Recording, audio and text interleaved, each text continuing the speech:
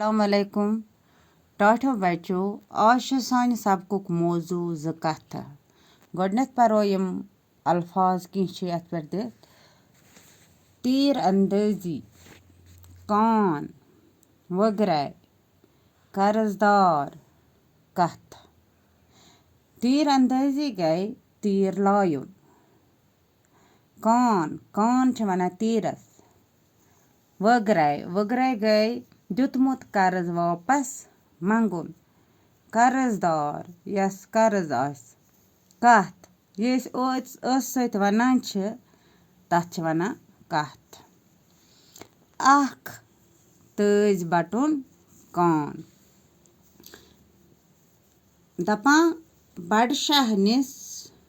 दौरस मंज लोग अके दोहो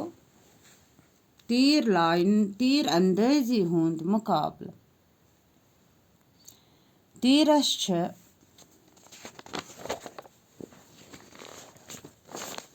कशिर पठ कान त वना दपा अकिस बड़िस मैदानस मन समे शहरक सारी लोग बादशाह त द्राव मुकाबला वुचने अख निशान आव छारन तो फौज कन बड़न तीर अंदाजन वनुक तीर लायुन अखा अखा छ तीर लाया मगर निशानस छुन कांस लगा बादशाह सपुद मायूस वुचन वल त गई कित ताम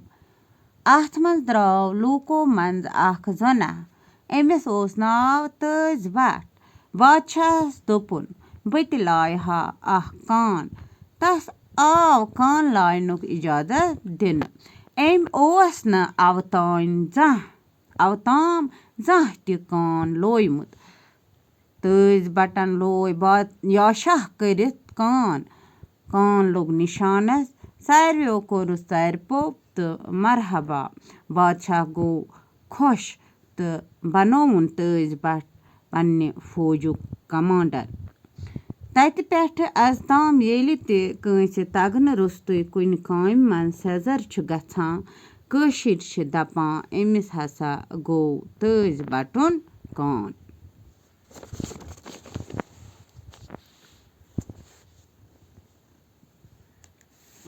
दपान बड़ शहनिस दौरस मंद लोग अके दो तीर लायनुक मुकाबला अकिस मैदानस मन समे शहरक सारी लूक बादशाह त द्राव मुकाबला वुचने फौज कन बड़न तीर अंदाजन वनुक तीर लायुन अखा अखा ओस तीर लाया मगर तीर ओस न कांस त निशानस लगा बादशाह गो ये वुचित वारिया मायूस वुचन वल त गई के ताम हे अथ मंज द्राव लूको मंज अख नफरा अख यस तज बट ओस नाव एमोन बादशाहस बत लायहा तीर बादशाहन वोनुस लाय एम लोय याशाह करित कान लोग निशानस सारवियों कोर अत तज बटस सारपो बादशाह त गो वारिया खुश तम बनो तज बट पन्ने फौजुक कमांडर तत पेठ आज ताम येलि ते कंस कुन काम मन छु सजर गछान तस छ वनान एमिस हसा गो तज बटुन कान